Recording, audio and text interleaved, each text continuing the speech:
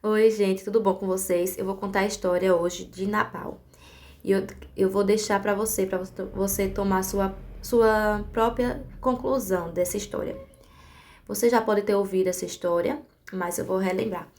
Davi mandou os servos deles ir até Nabal. Nabal era um grande dono de terra, de animais e tudo, para pedir mantimento. Nabal enxotou, expulsou os servos dele de lá, dizendo que não conhecia Davi, não sabia quem era Davi, sendo que Davi já tinha um tempo que vinha protegendo, cuidando das coisas de Nabal, tá? Nabal simplesmente foi arrogante, foi estúpido, decidiu tratar mal. Davi, quando ficou sabendo, decidiu matar toda a casa de Nabal, disse que não ia deixar nenhuma criança de pé. Só que Nabal, mesmo sendo um homem ruim, de coração duro, tinha uma esposa prudente, sábia. Os servos de Nabal foram até ela e contaram tudo o que tinha acontecido. Ela se apressou, arrumou, fez várias ofertas, mantimentos, tudo que ela pôde fazer nas pressas, levou para Davi, se jogou aos pés de Davi, se humilhou, pediu desculpas, entregou todas aquelas comidas e o que Davi estava pedindo.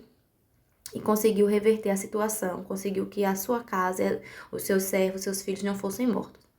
Quando Abigail voltou para casa, o marido da Abigail, que era o Nabal, estava embriagado, alegre, feliz, satisfeito, sem ter noção do tamanho do perigo que ele correu. Eu quero que você leia comigo, tá? 1 Samuel 25, 36. Mais tarde, quando Abigail voltou a Nabal, ele estava se banqueteando como um rei em sua casa. Nabal estava alegre e completamente bêbado. Ela não lhe disse nada até a manhã seguinte. De manhã, quando Nabal estava sóbrio, sua esposa lhe contou tudo. Então o coração dele ficou como de um morto, e ele ficou paralisado como uma pedra. Cerca de 10 dias depois, Jeová entregou Nabal à morte. Ou seja, 10 dias depois, Nabal morreu. O resto dessa história eu já contei aqui uma vez, mas vou relembrar. Depois disso, Davi mandou buscar Abigail. Abigail se tornou esposa de Davi. Mas eu quero focar hoje em Nabal. Nabal era um homem rude, áspero de palavras, que se achava o dono da razão, egoísta, né?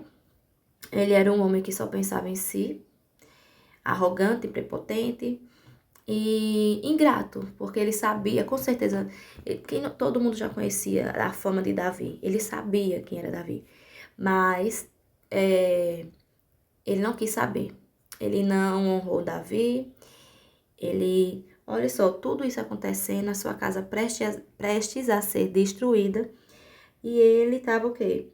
Se banqueteando como um rei, completamente bêbado. Quando ele estava sóbrio, que a esposa dele, Abigail, contou tudo, ele meio que levou um choque, minha gente. Imagine você. Ele diz que o seu coração ficou como de um morto. Provavelmente ele deve. É porque a Bíblia não especifica que ele pode ter tido um AVC, um infarto. A gente não sabe. Infartou, né? A Bíblia, 10 dias depois ele morreu. Mas isso tudo por causa da prepotência e da arrogância.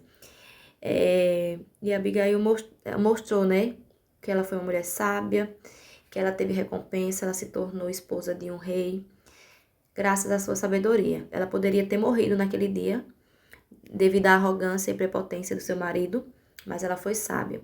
Que a gente não seja como Nabal, que a gente não fique fazendo festas, festejando no momento que a gente tem que tomar decisões.